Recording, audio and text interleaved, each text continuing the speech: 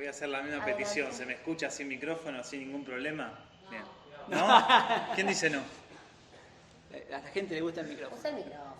Lo que pasa es que a mí me gusta encarnizada la voz, no me gusta metalizada. No me gusta cómo sale, me gusta cómo la escucho. Bueno, Se notó, ¿no?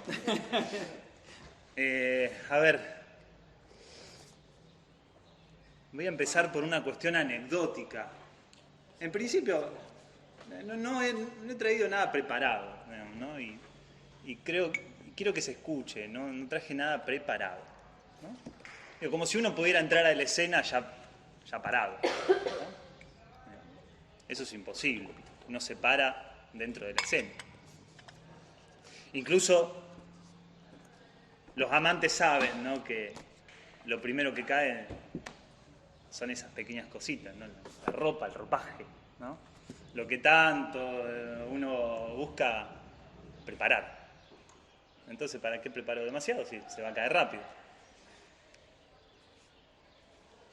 Voy a empezar con la anécdota. Hace un tiempo estaba en una institución cursando una especie de seminario.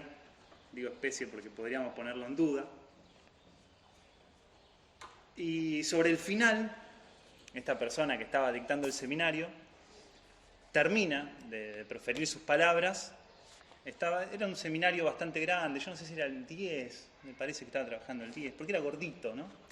Entonces, claro, estaba acá, sí, como ese. Estaba así, cuando dice las últimas palabras hace esto. Así. Y yo en el momento en que cerró el libro y hizo ese golpe, me imaginé en una iglesia. Palabra de Lacan. Amén. Así. Fue la última vez que pisé esa institución. También me acordé de los Hare Krishna. Lo comenté hace un tiempito. Hace unas horas. Ya estoy perdido. ¿No? Los ven en el parque y ellos repiten una y otra vez las mismas oraciones. ¿Para qué? ¿No? Ellos dicen que, bueno, que en algún momento entran en cierto trance con un mundo mayor, ¿no?, espiritual. Alguna especie de masa. Y entonces se me ocurrió empezar con dos frases así, bastante tal vez desarticuladas, y me gusta lo desarticulado porque ya van a ver. Lacan es un títere. Y no solo es un títere, sino que es un problema. Es un títere que engendra un problema enorme, y por su condición de títere, justamente, ¿no? Me encontré con un libro hace poco, para mí fue un hallazgo, tal vez algunos ya lo hayan leído hace tiempo, que es el Informe Turquet. ¿No? Y bueno, es una especie, digamos, de informe policial en donde se redacta, ¿no?, un poco en detalle, más o menos explícitamente, los efectos de una serie de reuniones e investigaciones que hace una comisión de la IPA, es decir, de la Internacional de Psicoanálisis, sobre la práctica de Lacan y sobre la posible filiación, digamos, de la Escuela Freudiana de París, no, de la Sociedad... La Sociedad Psicoanalítica de París. Sí. Ya me perdí con las siglas. Pero bueno. SFP. Sociedad Francesa de Psicoanálisis. Entonces, ante la sospecha de que Lacan estaba haciendo algunas cosas indebidas, ¿no?, algunas sesiones cortas, que leía mientras estaba analizando, que jugaba con algunas cositas mientras escuchaba a sus analizantes, de que hacía esperarlos una hora en la sala de espera, aparece esta comisión a investigar, ¿no? Y bueno, y una de las primeras cosas que aparece en el informe, en 1961, dice: Lacan continuaba siendo el mayor problema. Y hoy le podemos cambiar la fecha, ponemos 2019 y decimos Lacan continúa siendo el mayor problema. ¿Sí? ¿Por qué? Voy a leer algo acá. Está bueno como lo dicen, ¿no? Me parece que la IPA, más allá de toda esta cosa policial, captó bastante el problema. La comprensión de los seminarios de Lacan es variable y depende de la asiduidad a la asistencia a lo largo de los meses. Es cierto que para entender a Lacan hace falta cierto grado de entrenamiento en su manera de pensar y particularmente en su vocabulario. en eso tiene imitadores, como Perrier, que en sus escritos es ampulosamente lacaniano. Otro más. En cuanto a la amplitud de su influencia, no hay indicios claros. Se ha hablado mucho acerca de que los candidatos imitan su forma de vestir, corbatas de moño, corbatines de lazo, adoptan su vocabulario psicoanalítico y opacidad de pensamiento, como también imitan su punto de vista personal sobre los problemas psicoanalíticos. Aparece algo que ya fue introducido por Fernando, la cuestión de la imitación. ¿No? Y eso perdón, ¿no? Eso está, ese sobre todo es bien lacaniano. Se ha dicho así. Sí. Entonces, cuando vos traías la cuestión, digamos, de los lacanianos, hay una cuestión, digamos, más que de identificación, uno podría pensar identitaria, digamos. Es decir, eso hace masa, digamos, son lacanianos, ¿no? Hay una totalidad, ¿no?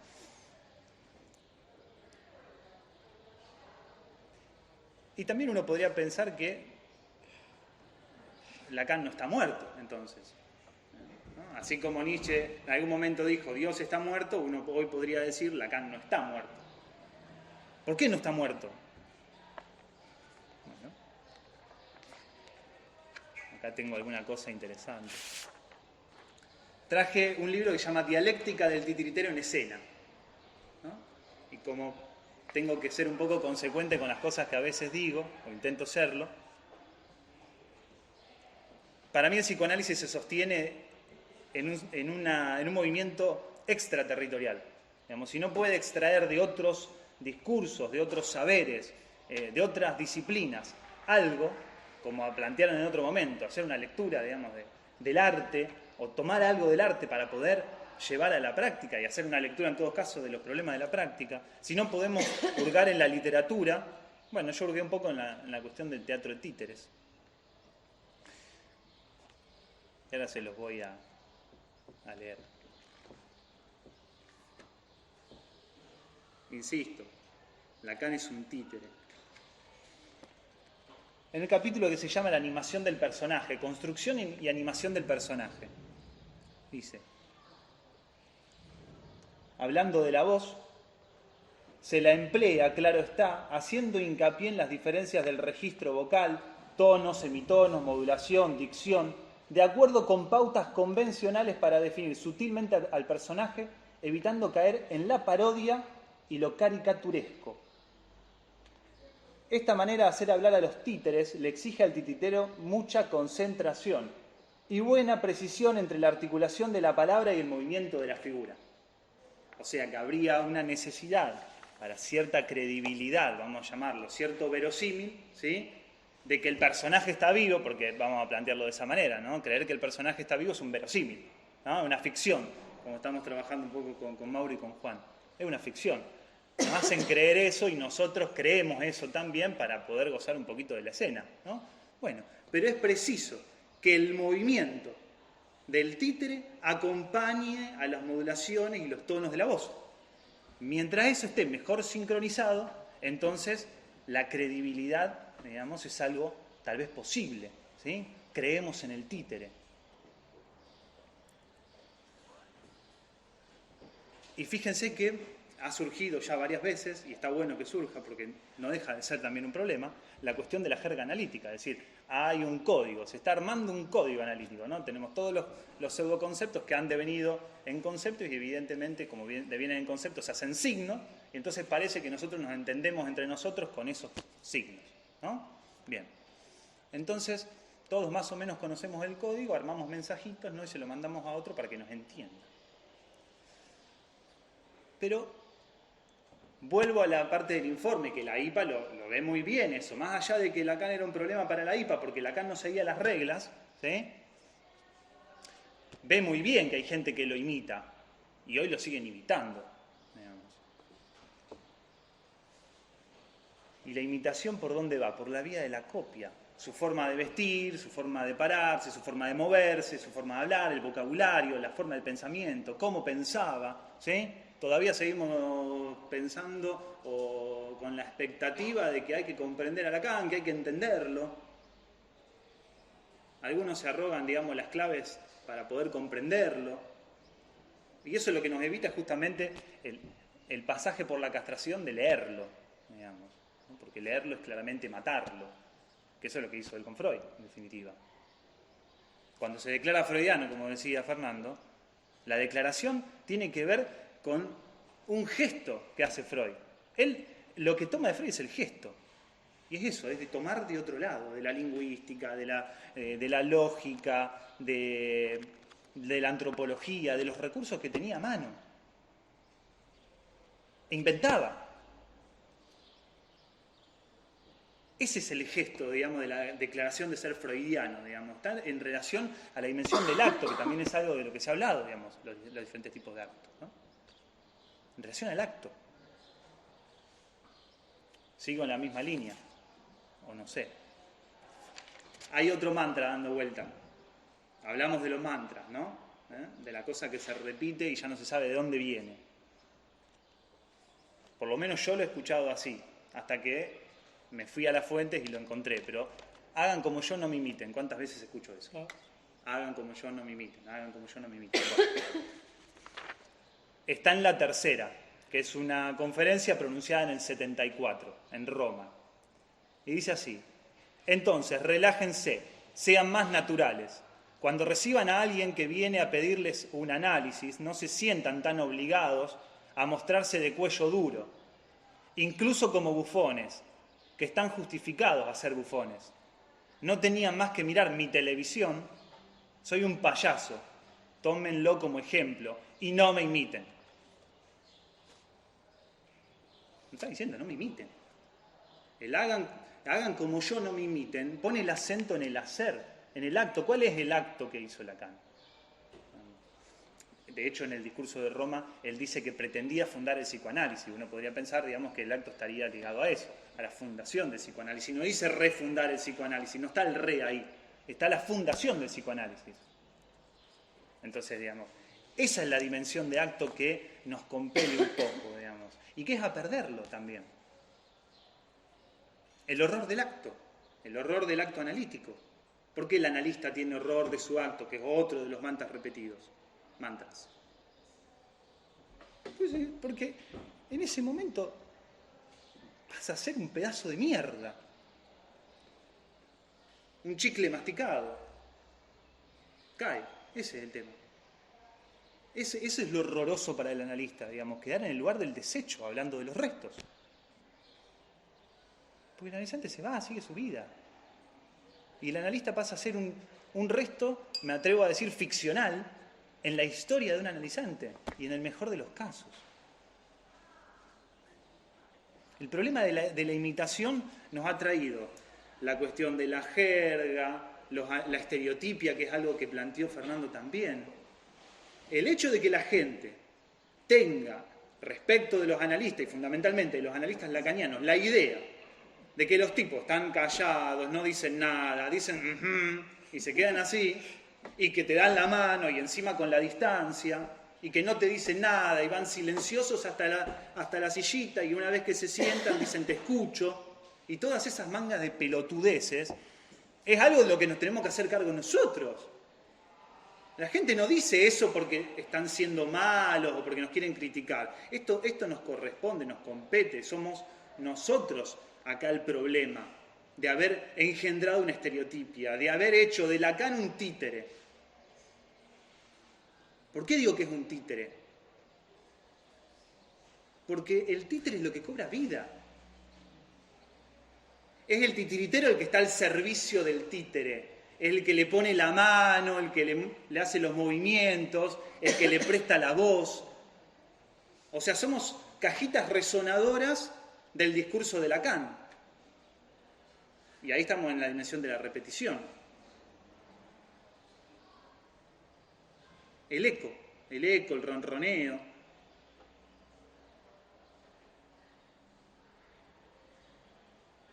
Y fíjense que cada vez se esfuerzan más, ¿no?, en esta cuestión de la imitación, de encarnar bien el personaje, de que el títere se muestre creíble, ¿no?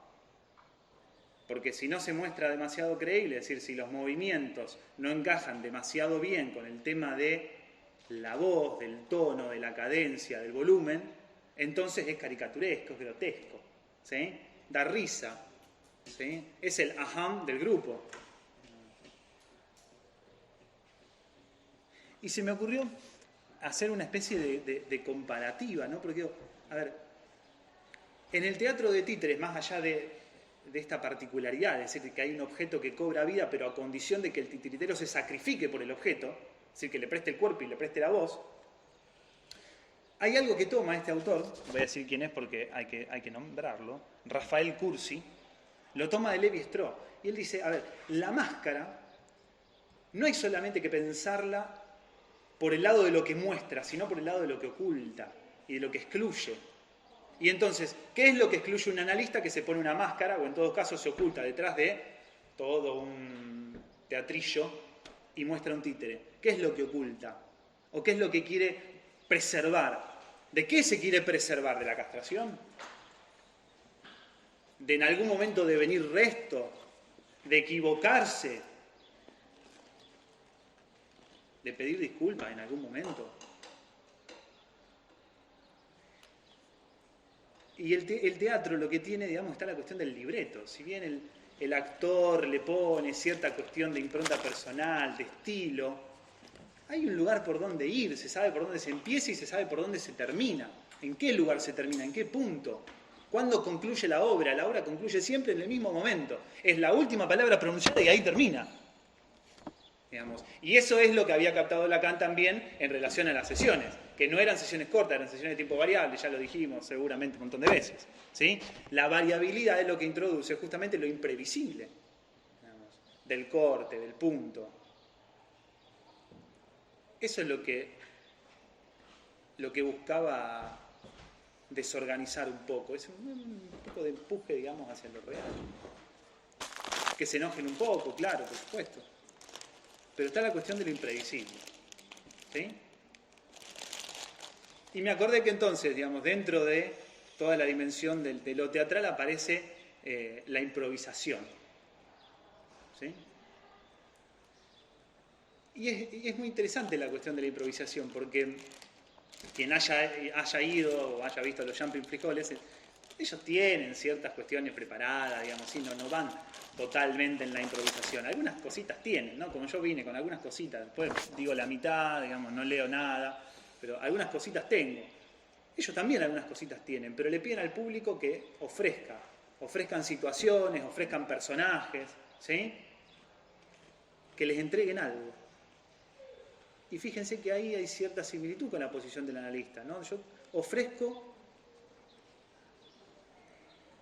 que me ofrezcas, ¿no? Es decir, introduzco esa dimensión de silencio que no es mutismo para que del otro lado algo aparezca. Y en todo caso opero sobre eso. La improvisación no es, digo, cualquier cosa y lo que se me ocurre, sino que la improvisación es lo que uno, digamos, realiza en virtud de lo que otro ofrece. Por lo tanto, la improvisación podría ser pensada del lugar del analista. La asociación libre del otro lado, ¿no? Del lado del analizante. Pero uno improvisa ahí. Improvisa hasta tal punto que la intervención hasta podría ser pensada como una ocurrencia. Tal vez voy a ser demasiado loco y delirante con lo que estoy diciendo, pero puede ser pensado hasta como un lapsus. Que la intervención sea un lapsus, en el sentido de lo que pasa, digamos. O por lo menos en mi corta experiencia, lo que he pescado es que las intervenciones que después se sancionan como intervenciones, digamos, porque se pueden leer los efectos, son aquellas de las que no tuve la más puta idea de lo que estaba diciendo. Y que me pasó, y simplemente me pasó. Y no sabía lo que estaba diciendo y no sabía lo que estaba haciendo. Entonces,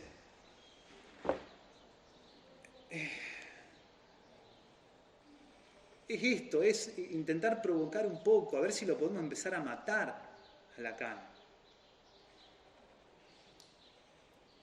Algo que está silenciado en algún punto es esto. ¿Por qué se vienen acá algunos docentes y leen los seminarios? ¿Por qué se leen? ¿Por qué se hace de una frase de Lacan, de la lectura a la letra, un método pedagógico? ¿Por qué lo leen? ¿Por qué lo repiten? ¿Qué no quieren perder en esa lectura, en esa insistencia, digamos, de de la letra de Lacan? A Lacan. Es decir, es el lugar cómodo. Lo que excluye la máscara, y en este caso lo que excluye la imitación y la identidad con Lacan, porque no es una identificación entonces, es justamente la puesta en juego del cuerpo, en donde uno se despersonaliza y pone su cuerpo, y soporta algo, en el mejor de los casos. Entonces, bueno, no sé, ya no tengo ni idea dónde estaba. Dejémoslo ahí. No sé, ya estuve improvisando. Pero. No quiero decir mucho más. Lo voy a dejar acá.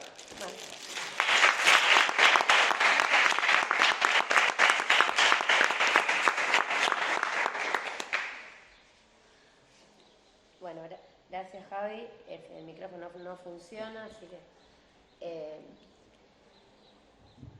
Bueno, gracias Javier. Vamos a darle paso a preguntas, comentarios, si alguien quiere acotar algo. Este es el momento.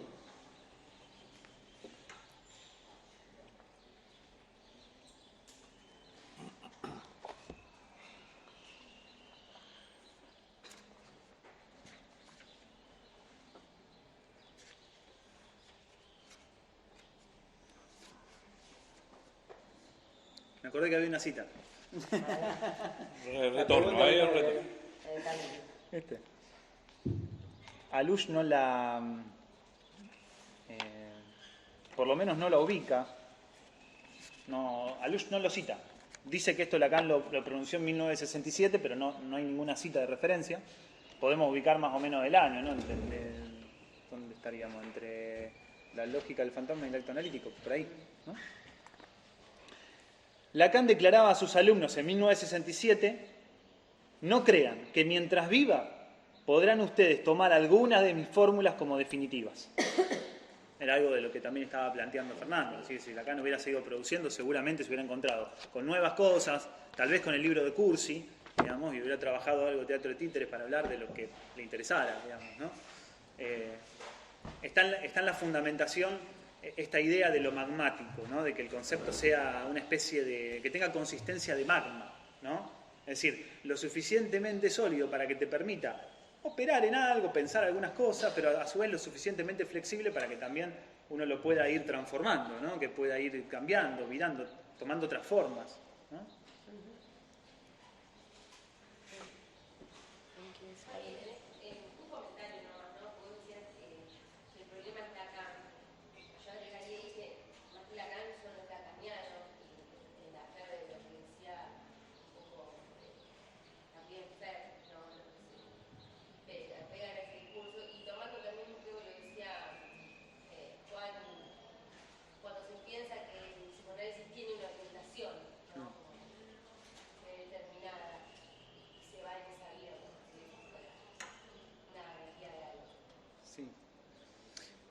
Fíjate que yo hay dos frases que las puse una al lado de la otra, que era: el problema es Lacan, Lacan es un títere. O sea, que Lacan sea un problema está en la dimensión del Lacan títere, digamos, porque como persona está muerto, digamos, en definitiva. O sea, que el problema Lacan es esta dimensión de títere sostenida por